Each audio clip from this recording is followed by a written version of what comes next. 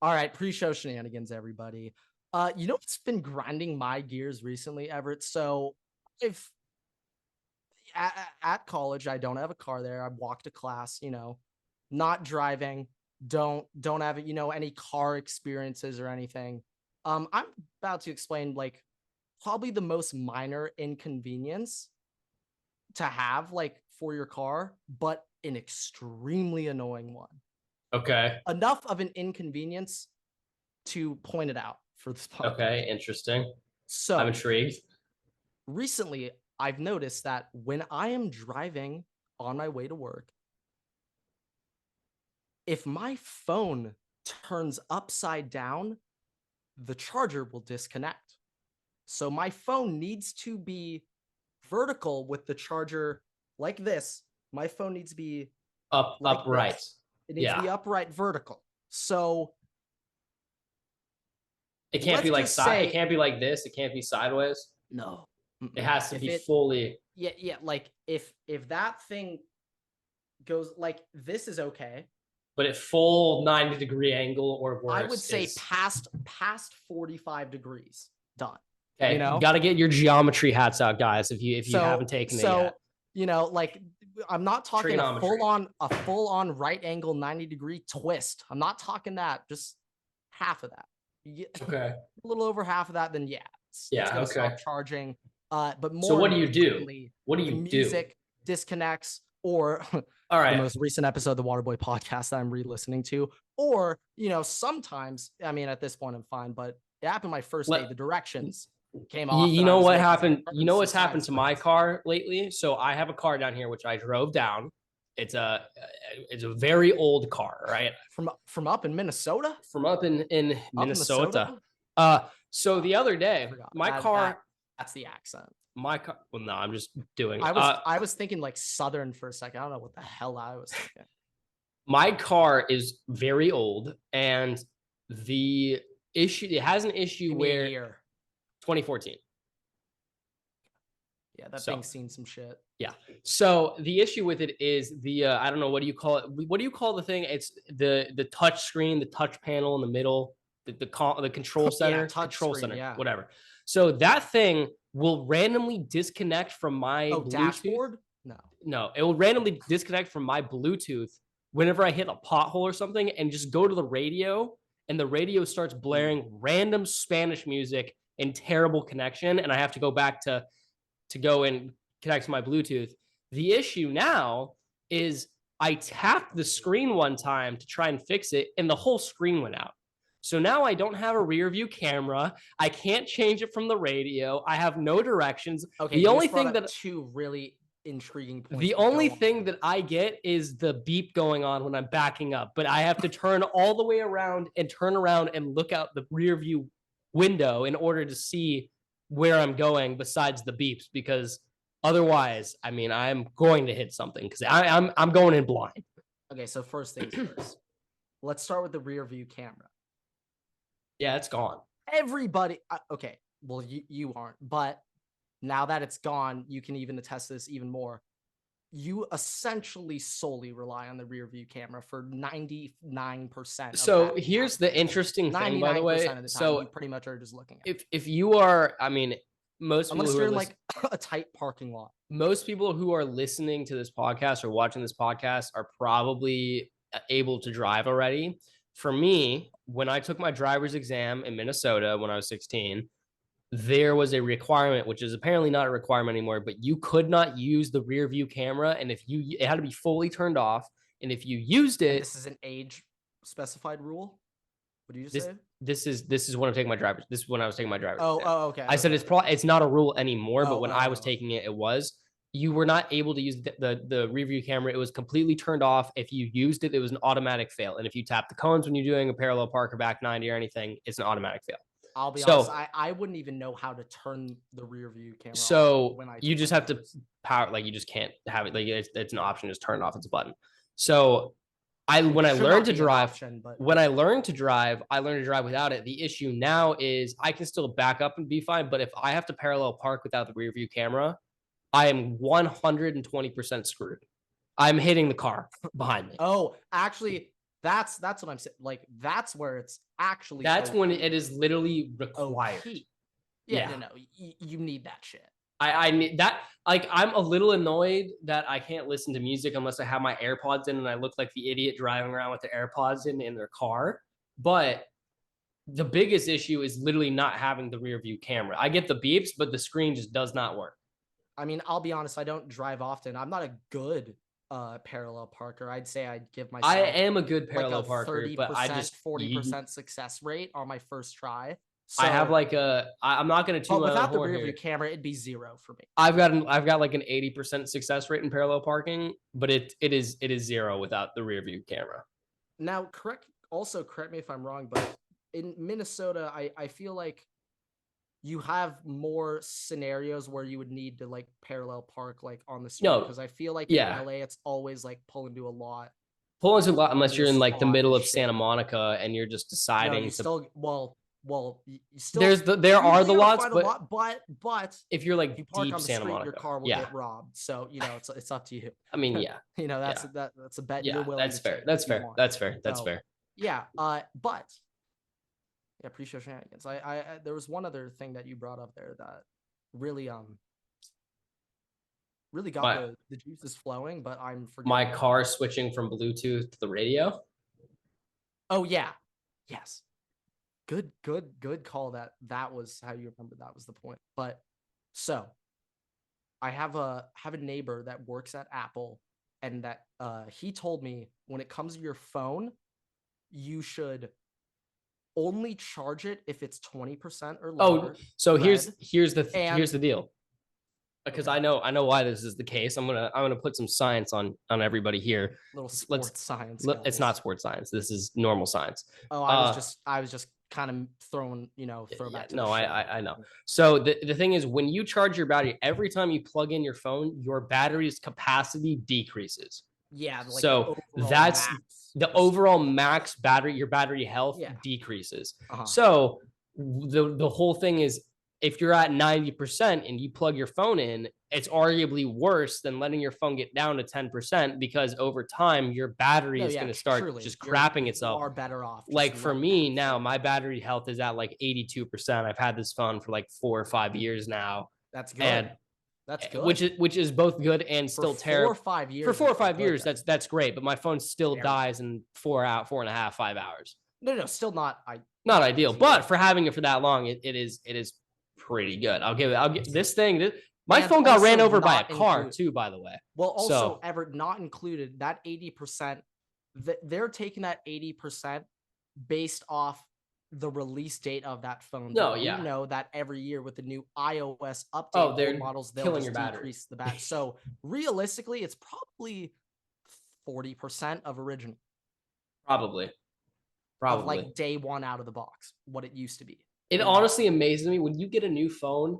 Low key, the best part of it is just seeing your battery be at 100% for like 3 hours, and it just never decreases at all. That like that's stay so at satisfying for so long. And then when you get down to that 1%, and you just like you're like this thing just does not die. Like that 1% is arguably even harder to decrease than the 100%. Now this is something I have no confirmation on this, but with this logic, where every time your phone's charging, the battery goes down. Based on that logic,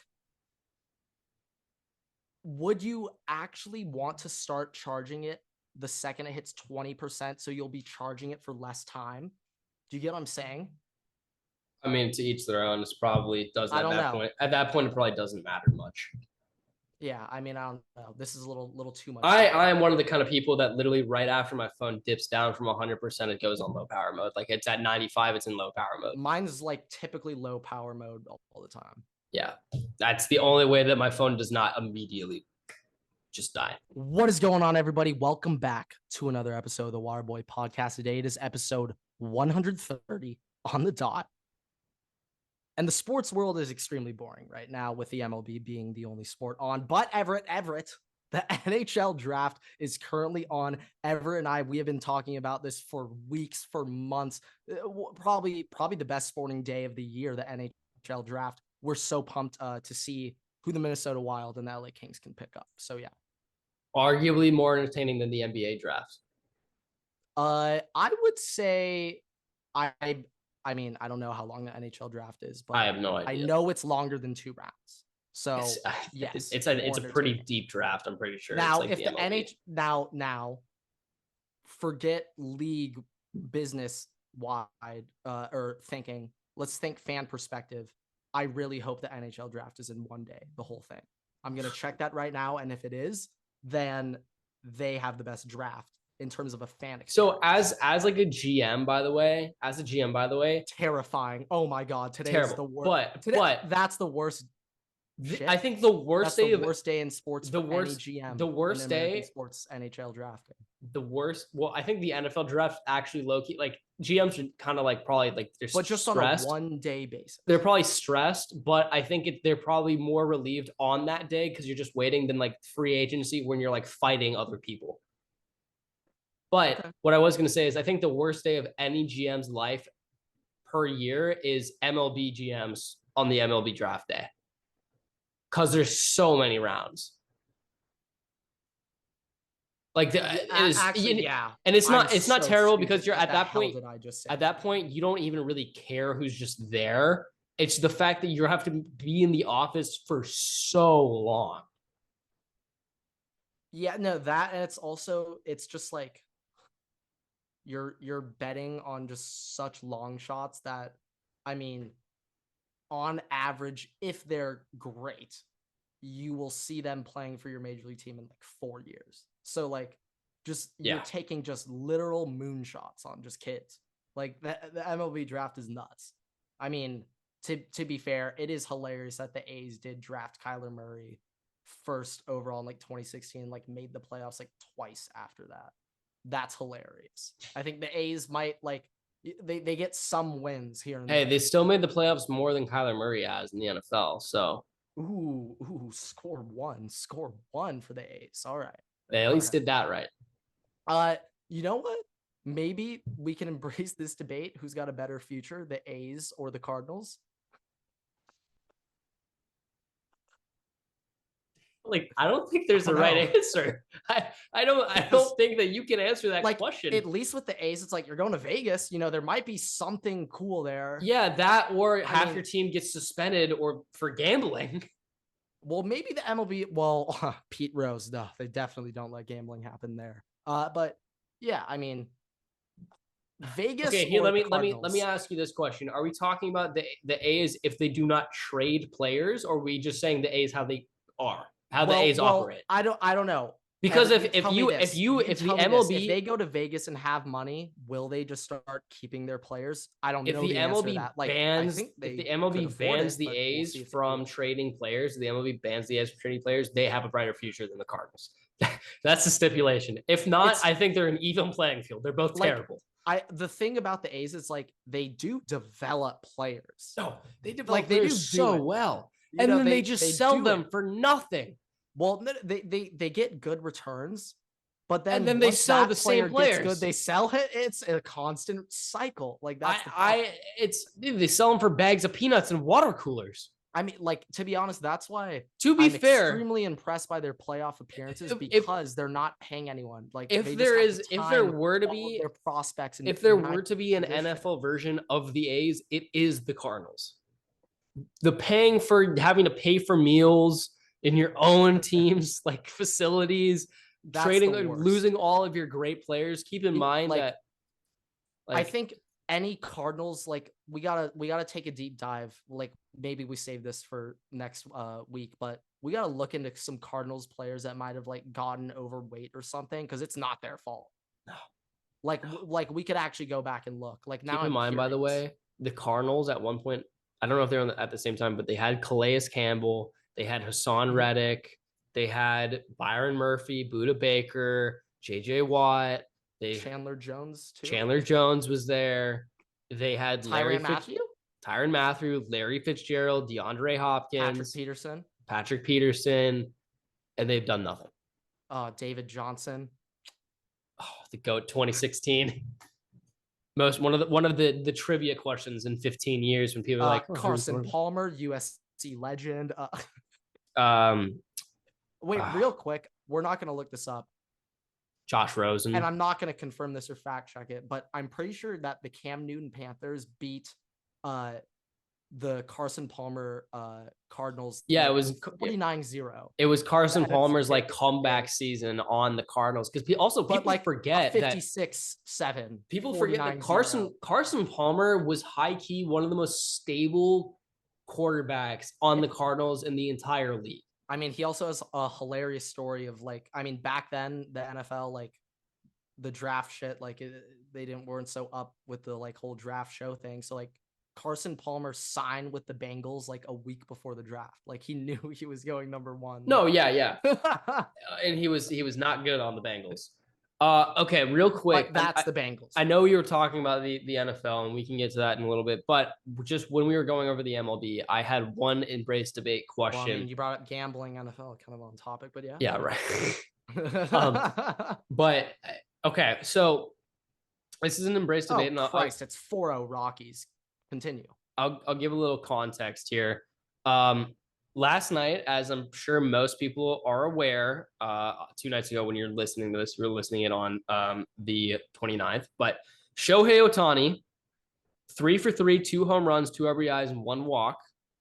Pitched 6 innings, 1 run, 10 strikeouts.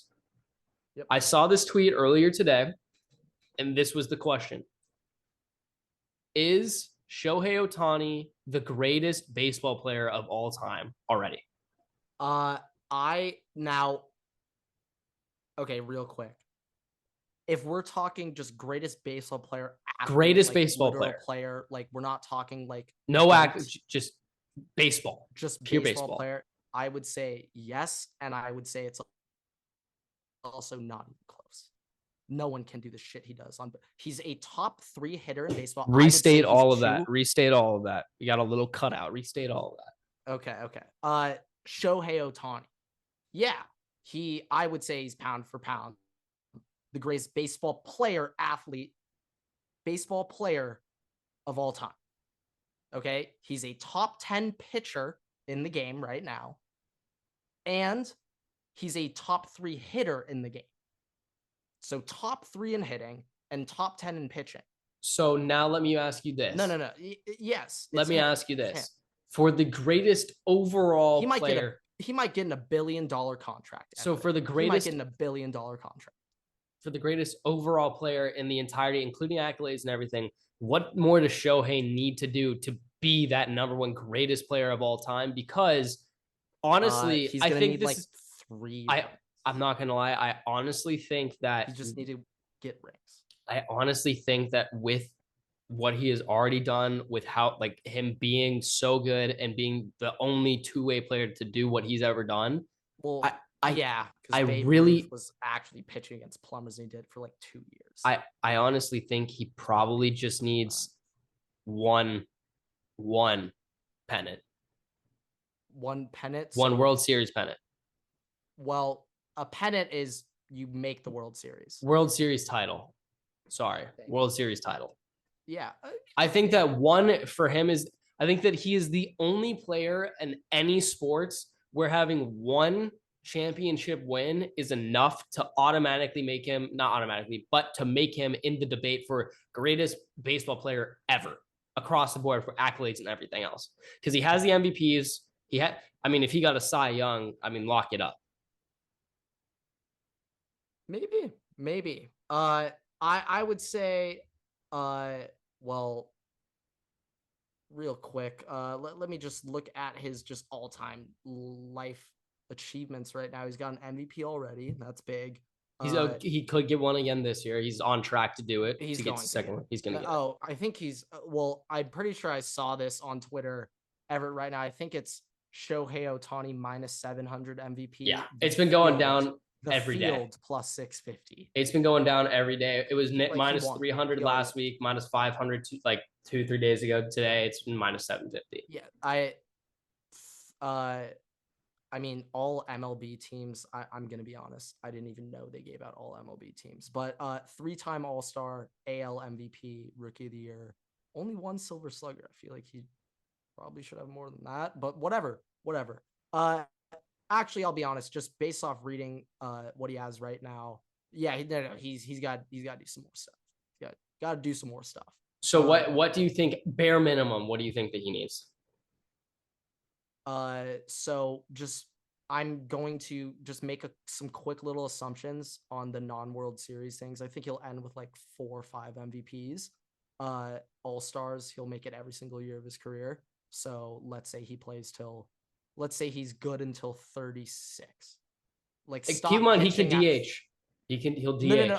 I know, but like, I don't know if he'll be like an elite hitter after 36. So we'll have to look at that. But let's say he wins All-Stars up till he's 36. He's 28, so he gets 8 more. 11. Oh, okay. He'll have, let's say, he has 14 All-Stars, 4 MVPs, and like 6 Silver Sluggers and like 2 Cy Youngs. I think if he does that to be the unanimous GOAT, I would say personally, I think it's just 1, but I think the baseball, those old lifers would have to say more. For me personally, I would only say 1. Do you think that there's any way he can be the GOAT for him to unanimously be considered that by everybody, no, like regardless of age, like minimum 1? It'll be like 3. 3? Yeah, do you think there's any way that he could do it with just 1? Without 1. To get the old heads, no. But with no World Series, you cannot get any old heads. No.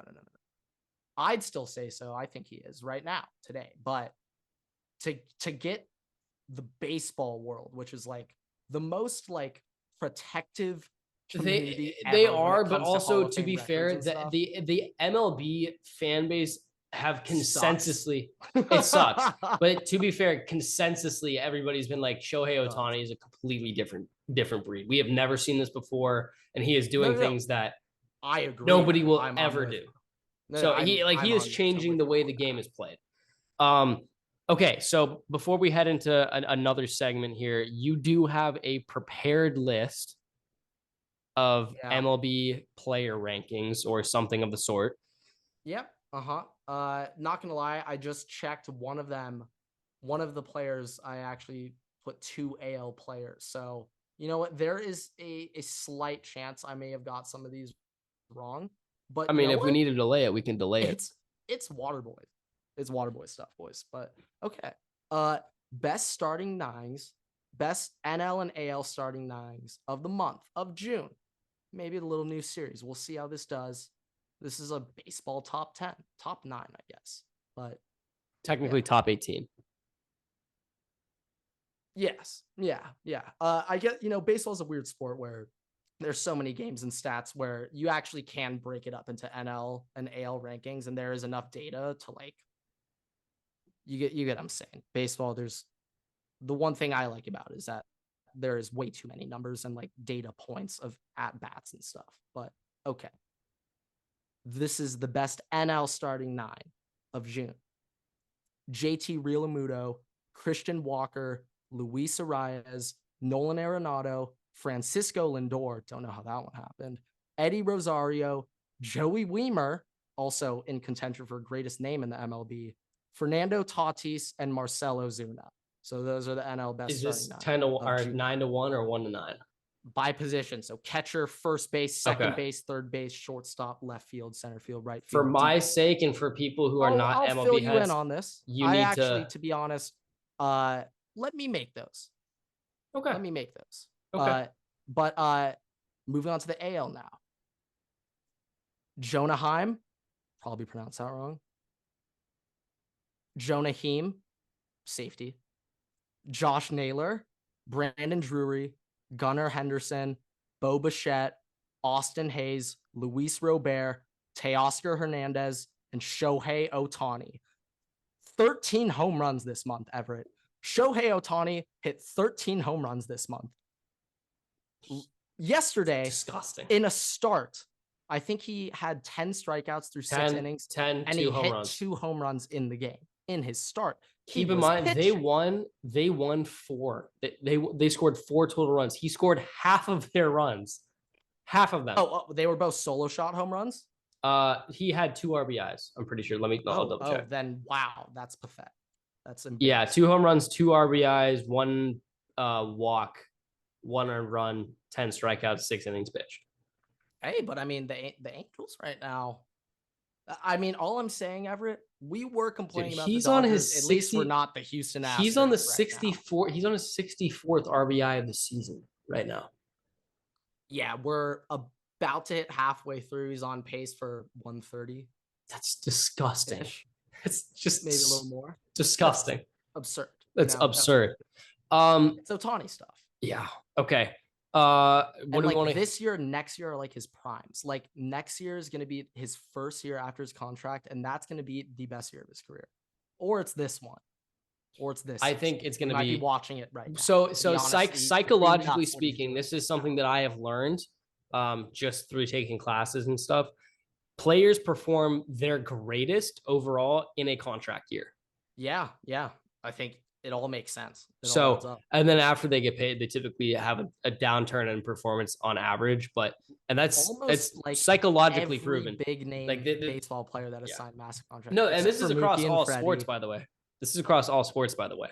And this is typically the immediate year subsequent to signing. Oh yeah, I'm just immediately thinking right now in baseball terms how many $300 million contracts. But I kind of am expecting Shohei to not really. I don't think he's gonna hit that downturn. I think he's probably gonna be stagnant. No. I'm not saying he's gonna be bad next year. I'm saying what he's doing this year will be hard to replicate. That's what we say about what he does every year. No.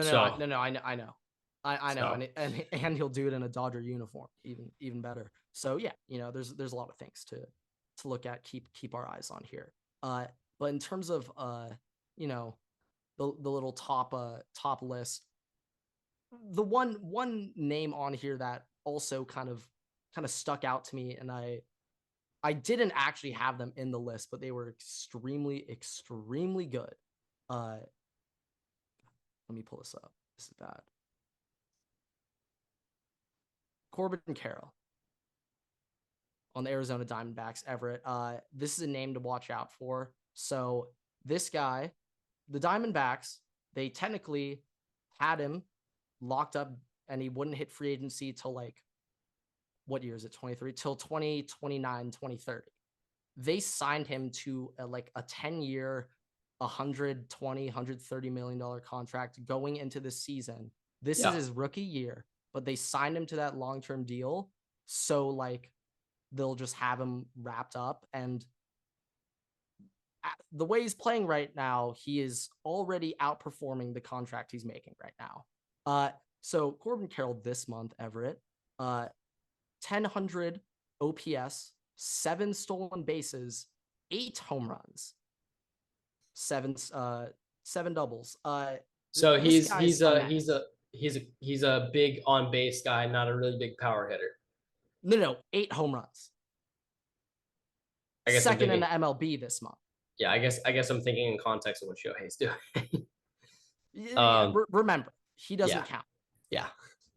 But okay, yeah. I mean, we'll see. It's a little bit of an honorable mention. We can put it there, but it was very close, very, very close between him and Eddie Rosario. But Eddie's having a good month. We got to give it to Rosario because he hasn't had other good months. Corbin Carroll's had really good months every single month this year.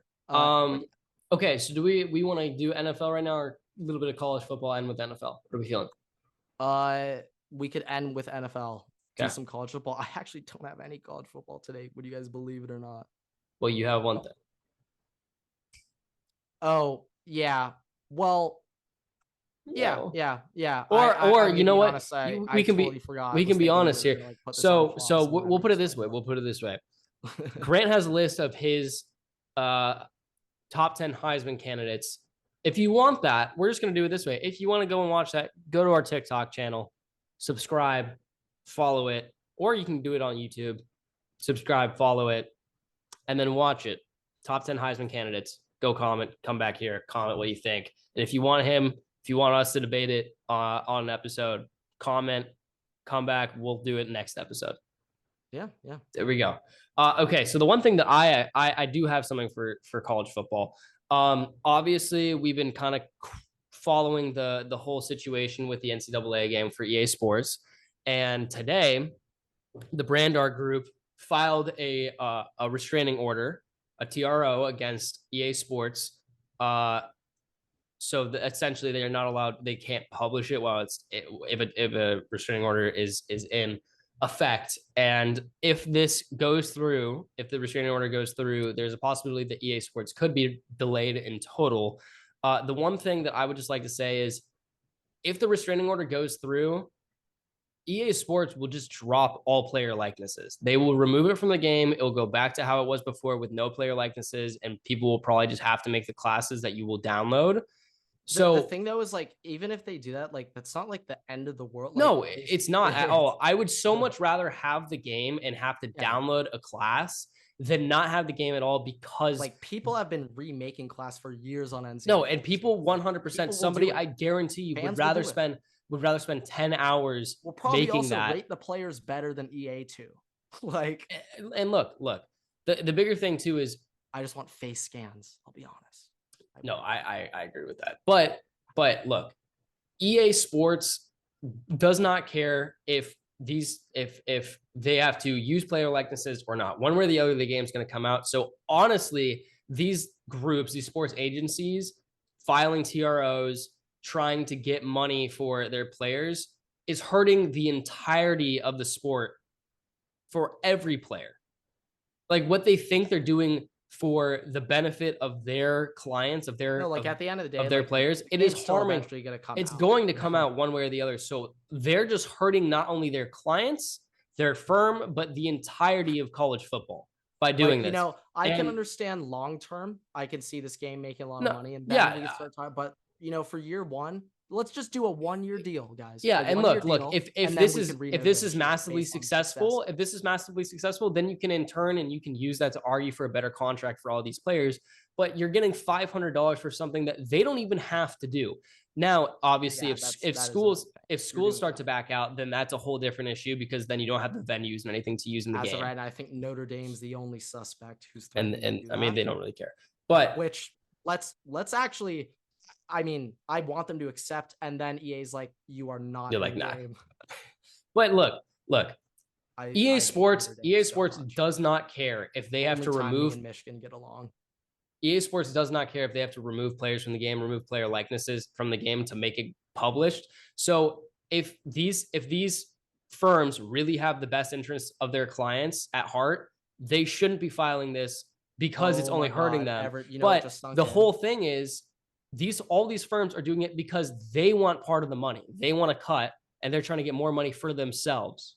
True. I'm now, from EA's perspective, on why they are delaying releasing the game, like, unless they get the player likeness, is their ultimate team mode would be really lacking if they could only have NFL players and put their throwback college cards in the game. I mean, what are they gonna do?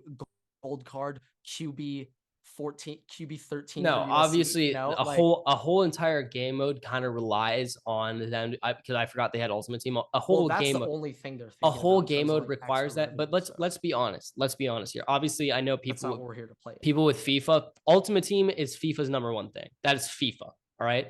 With Madden, though, I'd argue Madden, everybody plays franchise mode. With NCAA, everybody plays Dynasty. Everybody. Yeah, it is all Dynasty. It is all Dynasty. You'll have some people that are probably excited to be able to try out Ultimate Team, but I guarantee you, everybody, if you're like, we're taking Ultimate Team out, everybody's be like, all right, sweet, give us the game, give us Dynasty mode, we're fine. More overemphasized for NCAA 14. If also arguably, if you has only been playing Dynasty. If you take out Ultimate Team, and you're just like, this is going to be Dynasty, and they're going to focus evering on Dynasty mode, that's even better for me as a fan. Oh, of course. Because I know you're actually going to care about it on like franchise mode in Madden. So, but they did add restructure contracts, which I'm gonna be honest, I'm really proud of them. I'm proud of that. That's so nice. But yeah, I just, we learned last year that you can essentially restructure your entire team and just be under be fine. Cap. But yeah, I just think from a perspective, if EA Sports is going to publish this game, Dodgers are up 6-4. Who hit the shot? Mookie. Thank you. All right. But yeah, from EA Sports is going to publish this game one way or the other. Either it's going to have player likeness or it's not. And if you're one of these firms that are trying to file TROs to get more money in quotations for your clients, which is definitely more money just for your firm, you're not only hurting your clients, you're hurting the entire industry. Yeah, I mean, I bet the split like for them with their players is They Well, also probably keep in are mind overcharging these because all it these includes a firms. majority of college football players. So it's probably like a fucking 50-50. Keep in mind all these firms, by the way, Like, are annoyed average. because EA went over some of their heads to get these guys their money, the $500. And that's what Yeah. they're like, oh, we like this, like we're pissed off because you didn't go through us. But if they go through them, obviously they get a cut of it and they're going to want more than $500 because that means they only make like $100 on that whole thing. Yeah. So, and if I'm a player, $500, I am just happy to be in the game. Yeah. I would say for a majority of players, like based off you being a Tulane person, me with my access to Chad, based off of what I've heard, it seems like a majority of college football players were all playing NCAA 14 growing up. They want the game to come back. They want to be in the game. And Yeah, arguably, look, even if I'm Caleb Williams or somebody who's a top player, and obviously I know my name and likeness is going to make a based lot of off money. how good Caleb Williams is good at football, I actually wouldn't be surprised if he's never played a video game in his life. True, but I just think that like I'm already making so much money and I'm going to the NFL in 1 year. Why wouldn't I? Like, why do I even really care how much? I'm just happy to be in a video game right now. Yeah, it's like, I mean, NFL players, like they probably make, I don't know, maybe $1,000 a year from Madden. Like that's 2,000. just like They're it's not not a making big lot it's from not a Madden. big deal at all. Yeah. Like it would be one thing if there's parts in the contract that EA Sports is trying to get them to sign where it's like, oh, we have the I rights. can get if it's a lot, if they're trying to do like a 5-year deal with yeah, this, if they're like I we can have get it's that, also like we hell have the no. rights to use you in marketing materials or anything else besides the game. I can understand where that's the issue. Yeah. There's But a the lot of whole things. thing right now is all on money. It is all on the money. It is not on the contract disputes. And that's and the more issue. importantly, it's not about the fans. That's not who they're thinking about first right now. That's really what it boils down to. EA greed. But yeah. Well, EA is not for once. EA is not in the wrong here. For once, this is not EA's fault. Yeah. You know, we're just gonna blame them though, just because that's just the trend when it comes to sports games. Okay. So for the NFL, which we'll wrap up today, I've got a couple things. Yeah, I mean, yeah, we got the big news. You wanna introduce it or should I? You can do it. Okay. Colts cornerback and kick returner Isaiah Rodgers and quote, a handful of NFL players are expected to receive season-long suspensions this week for violating, more quotes, the NFL's policy on gambling. My instant reaction, Jameson Williams, stay winning, baby. Let's go. 6 games. That's it for my king. Yeah. Look, don't be afraid to take him in fantasy. Do not be afraid. Remember, especially the playoffs Dynasty are played at the end of the year. Remember, look, I'm just kind of amazed how frequently this has become an issue when people are very aware of what kind of the stipulations are. Oh yeah. That's also, just Everett, really confusing to me. I have quote the 6 key rules of the gambling policy the league officials will emphasize moving forward or already being enacted. They weren't really sure on that. They questioning it.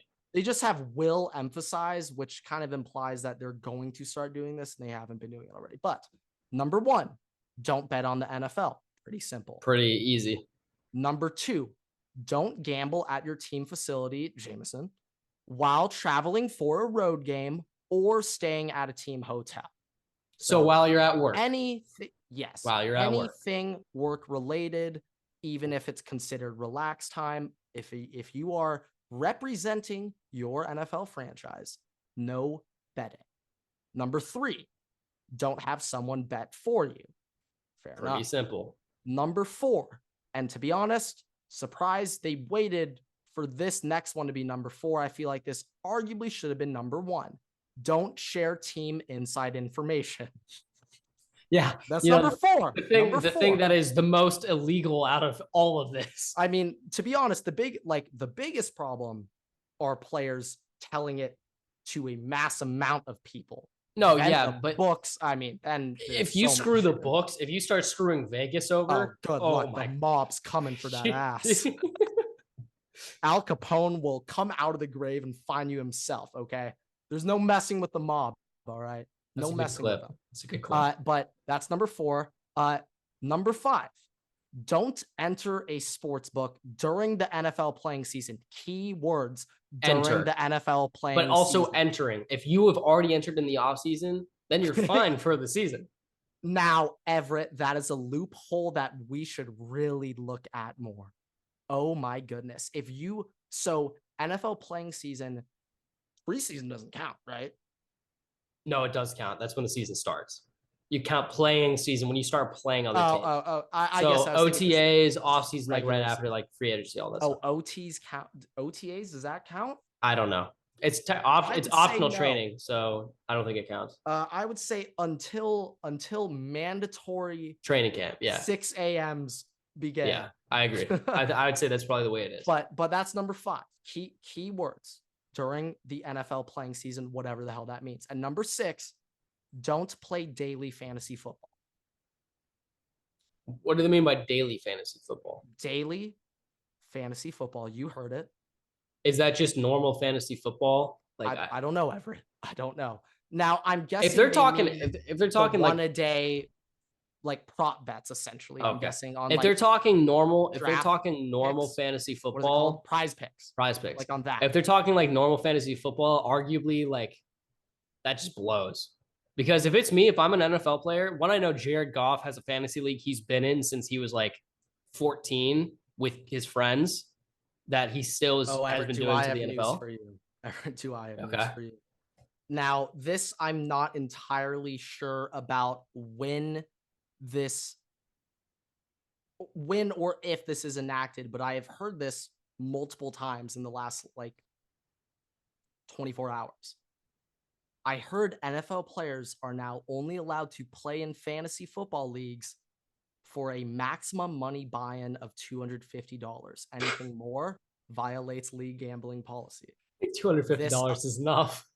This applies not only to players, but to all NFL personnel. I mean, that makes sense. Coaches, executives, and any other staff members.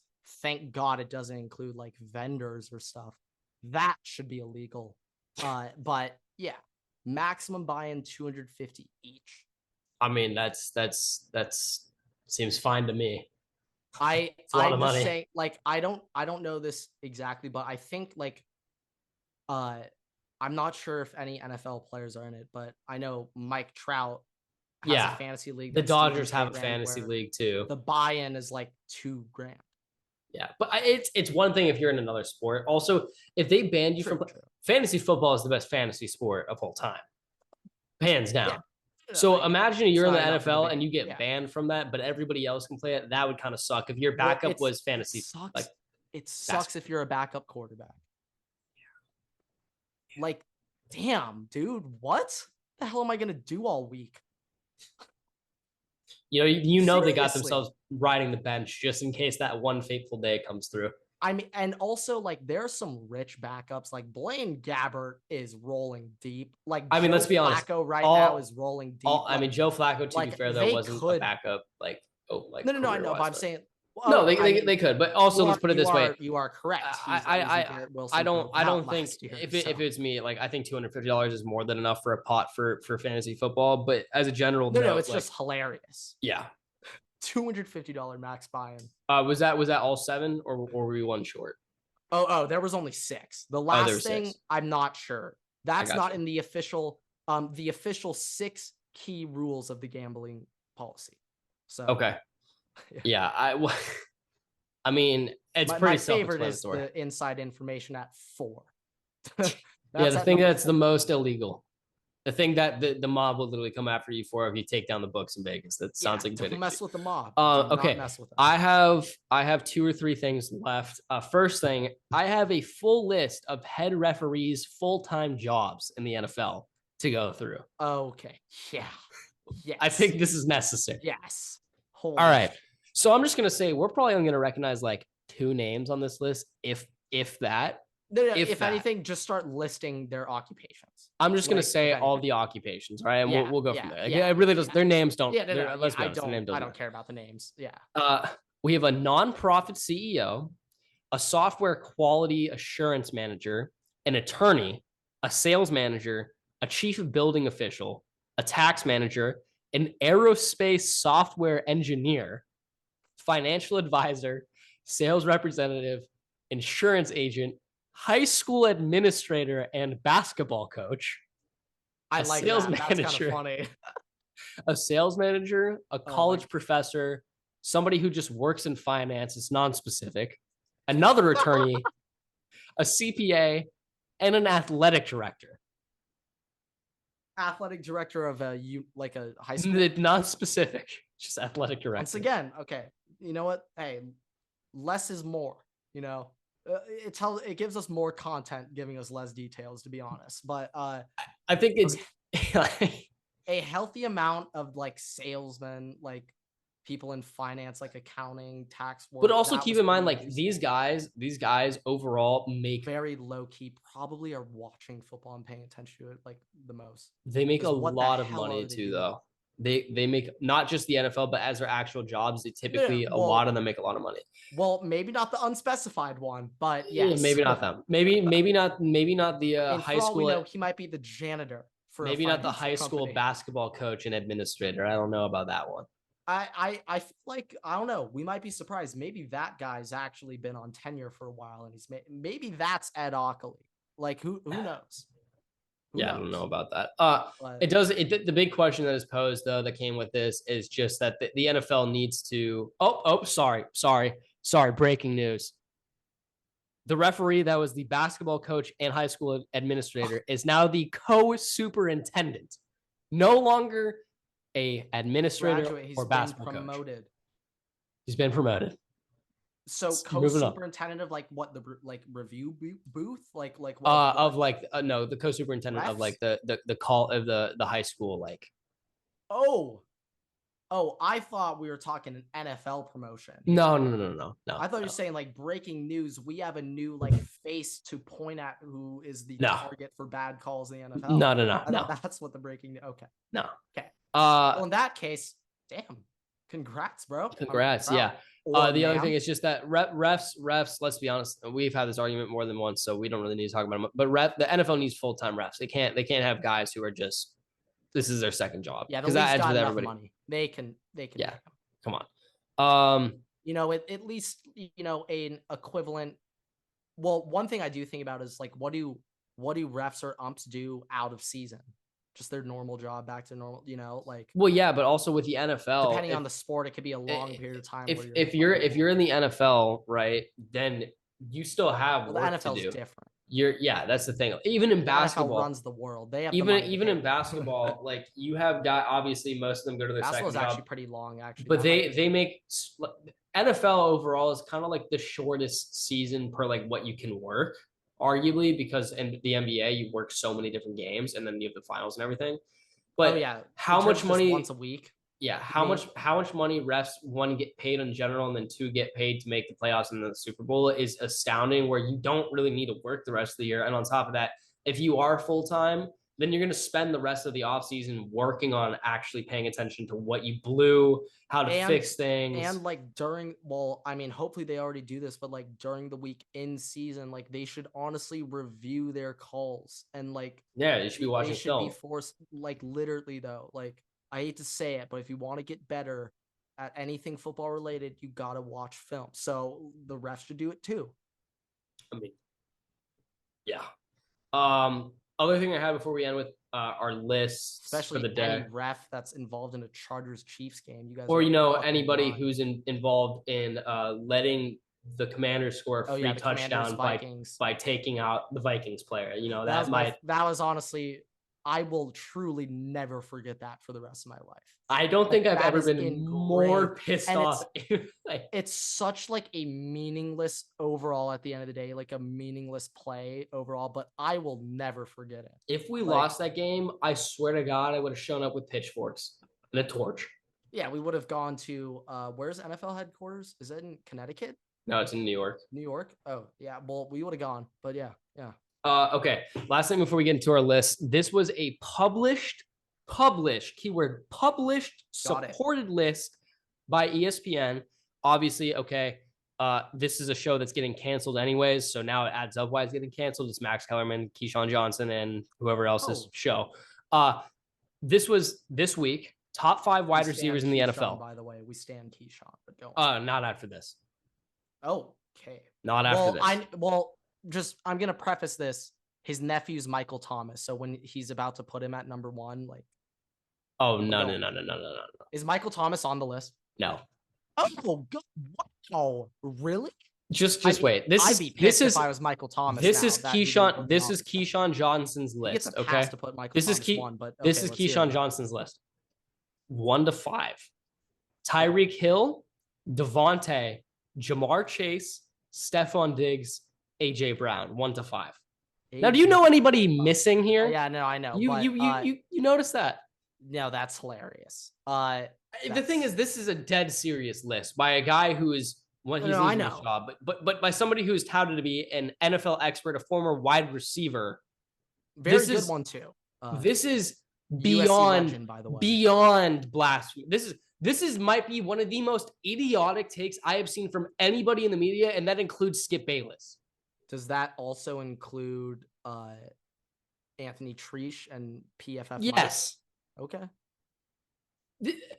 I don't understand the way you said how yes right there. Okay. I don't understand how you do not rank the reigning offensive player of the year who had the most receiving yards, second or third most touchdowns. I don't remember. He had like 8. Maybe it wasn't even up there, but the top receptions and overall biggest playmaker outside of Tyreek Hill in the wide receiver, out of every wide receiver. I don't understand how he's not on the list at all. And I know people debate, okay, 1, 2, whatever, even 3.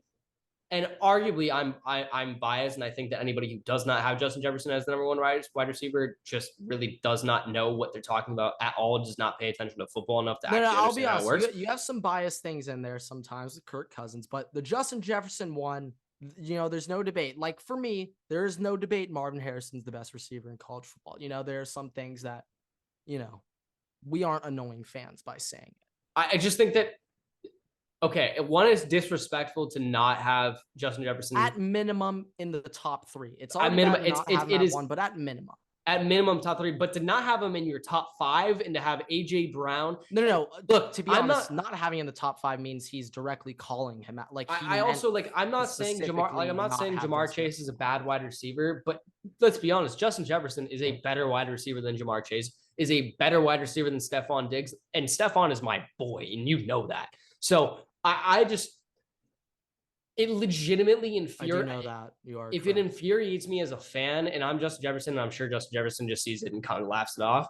But if it was me, if I was Justin Jefferson, I would absolutely obliterate the shit out of everybody. I was gonna say, like, I actually think it'd be way cooler if Justin Jefferson saw that and was like, "Oh, okay." I'm trying to think of a meme here of some like okay bet thing. I can't think of one, but yeah, keep going.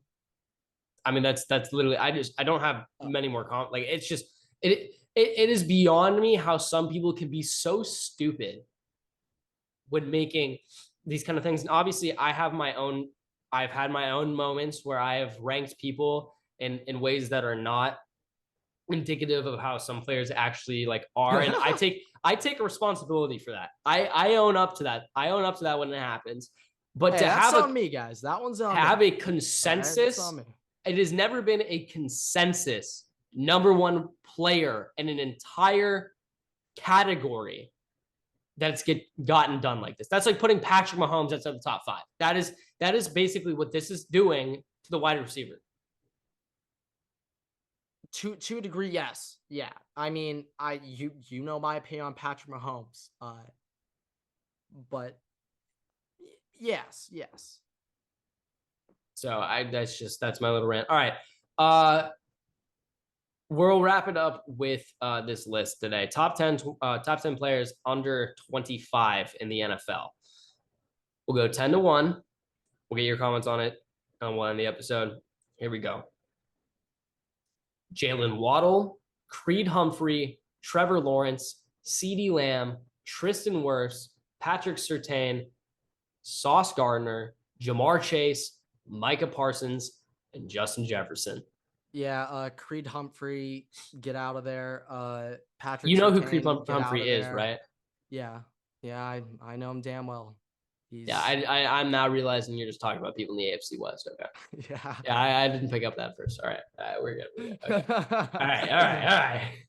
No, but yeah, like that's one thing. Creed Humphrey, another thing that's extremely impressive is that being center is extremely hard. As a man who has played with As some another man who centers, has played some center, I like know I've better than most. at like I for a period of time essentially was the center for the O-line calling out the blocking assignments because our center did not know the blocking assignments. So knowing that, like Creed Humphrey, it's a lot on your plate to now be an NFL center. There's even more things you have to worry about now.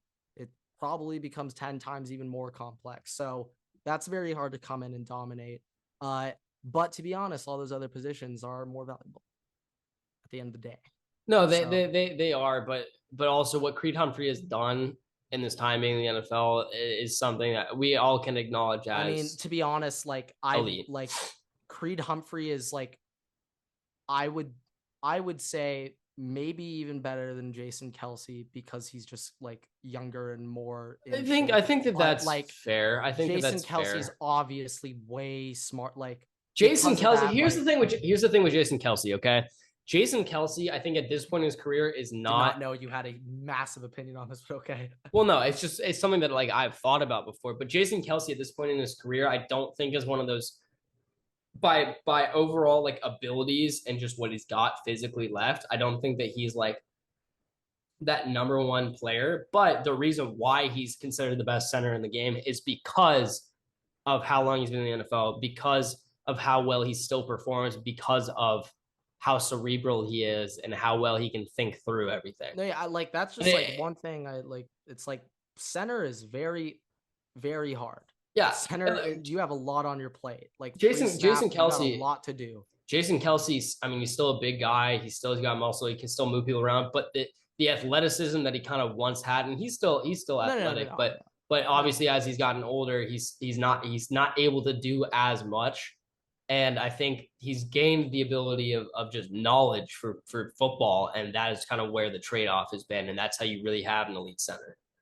I would also say that is like center's the position where like I would say the prime of a center's a bit later than other positions because like I feel like the experience you gain and like reps and the knowledge you learn about football increases quicker or more over time than your like body getting out of shape to play center. If you get what I'm saying. Like, Yeah. Like I would arguably say when you're like 33, that's your peak as a center in terms of like having a ton of knowledge and experience and like still being old enough. And the thing is, that's like fit enough and like agile enough. That's arguably like a center's like last season or two as well. And that's kind of that weird thing. I think Jason Kelsey is like 37. No, he's not. He's like 34, 35. I think he's older. I mean, 35. Okay. But he's going to retire. But that honestly lines up. Yeah, I would say like 2 or 3 years ago, we were seeing like Kelsey is Kelsey right now. But yeah. But with that, thank you guys so much for watching, listening, rate us 5 stars. You can find us on TikTok, YouTube, Twitter, and on Instagram at WaterboyPod. Make sure to follow me and Grant on Twitter at Everett Stakes and at WaterboyGrant. Subscribe, follow, like us on every platform possible. Make sure to comment, share with your friends. We post on TikTok every single day, except for Mondays. And we post on YouTube new episodes every Thursday and Tuesday. We have shorts in between. So just make sure you check everything out. And Waterboy's out.